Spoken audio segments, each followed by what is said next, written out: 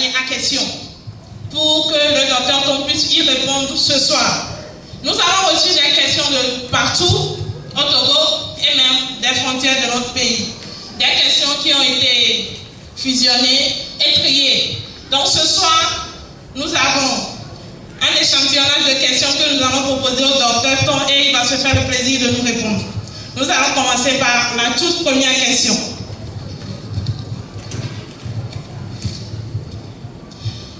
Première question au docteur Aubin-Ton.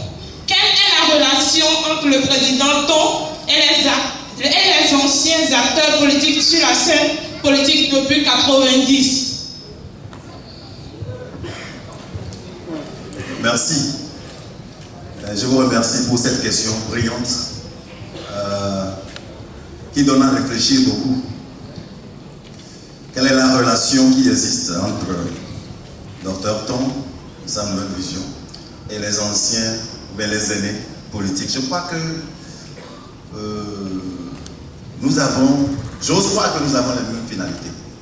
Nous sommes dans un combat pour la recherche du bien-être et du mieux-être de ce pays. Et je crois que pour répondre directement à cette question, je dirais qu'ils sont des aînés d'une même nation que moi. Ceux qui, depuis un long moment, s'adonnent à un combat pour la libération de ce peuple. Et quand je parle de la libération, je parle de libérer les jeunes de la misère, de la galère, de libérer les jeunes des situations injustes et de donner espoir à cette jeunesse. Donc je suis certain qu'ensemble avec eux, qu'ensemble avec tous les acteurs, nous arriverons à cette destination. Donc entre moi et nos leaders politiques, je pense que nous sommes les mêmes et nous poursuivons un même objectif.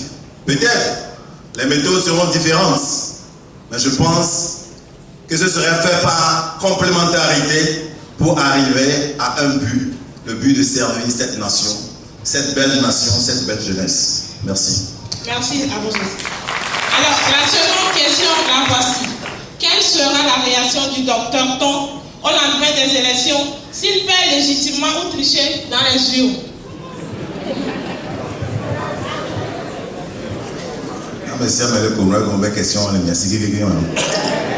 Ok. Bon, je pense qu'il y a deux manières d'exprimer sa force. Tu peux l'exprimer en anticipant et en l'évitant, ou bien s'apprêter pour réagir. Pour répondre à cette question, je donne un seul exemple. Je suis un pays puissant. Quand je vais en guerre contre un autre pays, je vais les écraser. Faudra-t-il aller en guerre et écraser ce pays? Ou bien, si j'ai la sagesse d'éviter cette guerre, de l'éviter? Charmant public, quelle est votre réponse? L'éviter ou bien l'écraser? Ou bien l'éviter en l'écrasant? L'écraser en l'évitant. Donc je pense quand même qu'aujourd'hui, il y a certaines différences dans nos méthodologies, dans nos manières d'agir. À cette question, je me demande toujours pourquoi l'élection doit être volée. Qu'est-ce qui pousse le voleur à voler? Si j'arrive à trouver solution à cela, peut-être il n'y aura même pas le vol. Nous sommes dans un pays où le combat des hommes est devenu les fondamentaux de nos luttes. Et j'ai toujours vu la situation politique de notre pays sur cette manière. Il y a l'existence de deux blocs politiques. Un bloc qui maintient le pouvoir est dans la dynamique de maintenir le pouvoir, et un autre qui recherche le pouvoir est dans la dynamique de rechercher le pouvoir. Ça, ce n'est pas le problème, parce que dans tout pays, il y a ceux qui sont au pouvoir et ceux qui recherchent le pouvoir. Mais la différence entre la situation togolaise et les autres, apparemment, c'est la nature de la relation qui existe entre les deux. Le combat étant tellement acharné, violent, plein de vengeance, ça fait que ceux qui sont dans le maintien du pouvoir voient ceux qui aspirent à ce pouvoir un danger potentiel contre le reste de leur vie? Faudrait-il libérer démocratiquement ou voler démocratiquement? Point d'interrogation. Les autres, voyant la situation du peuple, voyant la misère, la galère de nos mamans, de nos jeunes en fin de formation, sans emploi, se disent, il faudrait tout faire pour changer ce pays, que c'est trop. Suite à cela, ceux qui maintiennent le pouvoir, afin de continuer à être dans cette dynamique de maintien, doivent avoir le peuple comme outil. Et pour qu'un peuple soit un outil, il faut que ce peuple soit pauvre. Comme ça, même avec 2000 dans certains cantons, tu peux avoir ce que tu veux. Ce n'est pas tout. De l'autre côté, n'ayant pas une force supérieure à la force de celui-là qui maintient le pouvoir, il souhaiterait que le peuple soit aussi dans une misère jusqu'à toucher le point culminant pour que ce peuple se révolte et les aide à avoir le pouvoir. Ce qui veut dire que les deux blocs qui coexistent veulent le peuple dans une misère. Mais pourquoi ça ne change pas?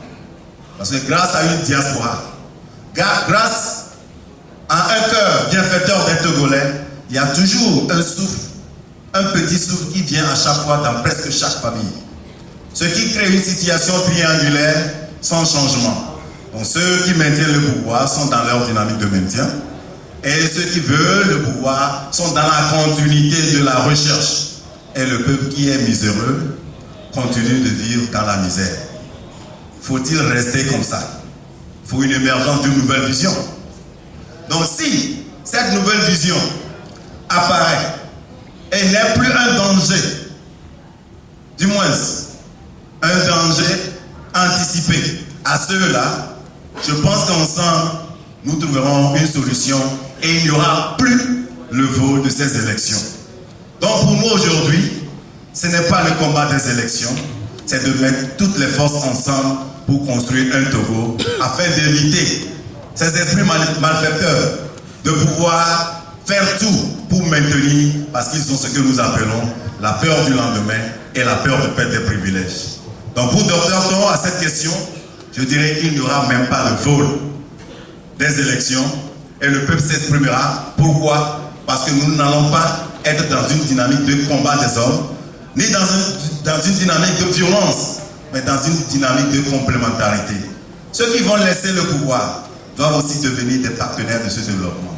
Ceux qui recherchent le pouvoir doivent aussi contribuer avec leurs expertises pour le bien-être de ce pouvoir. Donc cela nous aidera à éviter le vol pour se préparer pour une revanche. Merci.